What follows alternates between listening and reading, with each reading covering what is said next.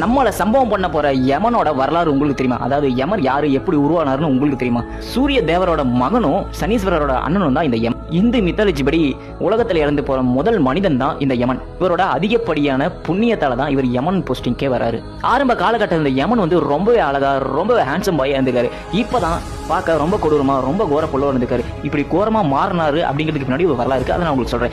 இவர் வந்து ஆரம்ப காலகட்டத்தில் ரொம்பவே அழகா இருந்திருக்காரு. அதனால பொண்ணும் கூட வந்து இவர் அதிகமாக டைம் ஸ்பெண்ட் பண்ணிட்டு இருக்காரு. அது காலங்கள் கழிச்சிட்டு இருக்காரு. தன்னோட வேலையை ஒழுங்கா பார்க்கவே இல்லை. அதனால படைக்கிற பிரம்மாக்கு பல பிரச்சனைகள் வர ஆரம்பிச்சு. அவர் கூட பல தடவை சண்டை போட்டுருக்காரு. போய் கம்ப்ளைண்ட் பண்ணிருக்காங்க சிவன் கூட. சிவன் வந்து போய் யமன் கிட்ட கேட்கிறாரு, இந்த மாதிரி ஏன் வாழையை நீ ஒழுங்கா பார்க்க மாட்டேங்கிற? அதுக்கு யமன் இருந்துகிட்டு நான் என்ன பண்றேன், இவ்வளவு அழகா இருந்திருக்கு, அதனால பொண்ணுங்க வந்து பேசிட்டு இருக்காங்க, அதனால தான் நானும் பேசுறேன். பொண்ணே சிவன் போய் பக்கத்துல ஒரு தாமரை குளம் இருக்கும், அந்த தாமரை குளத்துல போய் நீ போய் உன் முகத்தை பாரு, எட்டி பாரு அப்படிங்கிறாரு. அவரும் போய் எட்டி பார்க்கறாரு. அந்த தண்ணியில் அவரோட முகம் ரொம்ப கோரமா, ரொம்ப பயமா தெரிஞ்சிருக்கு. அவர் அப்படியே பயந்துட்டு வந்து சிவன் கிட்ட ஏன் இப்படி என்ன பண்ணீங்க, ஏன் இப்படி என்ன மாத்தனீங்க அப்படின்னு கேட்டுக்காரு. நீ தானே சொன்ன நீ அழகா இருக்கிறனால இந்த மாதிரி பொண்ணு வந்து பேசுறாங்க, நீ வந்து உன்னோட வேலையை கரெக்டா பார்க்க மாட்டேங்கிற, இப்ப நீ மாறிட்ட, போய் வேலையை திரும்ப போய் கரெக்டா பாரு அப்படின்னு சொல்லியிருக்காரு. இப்படிதான் யமன் மாறுறாரு.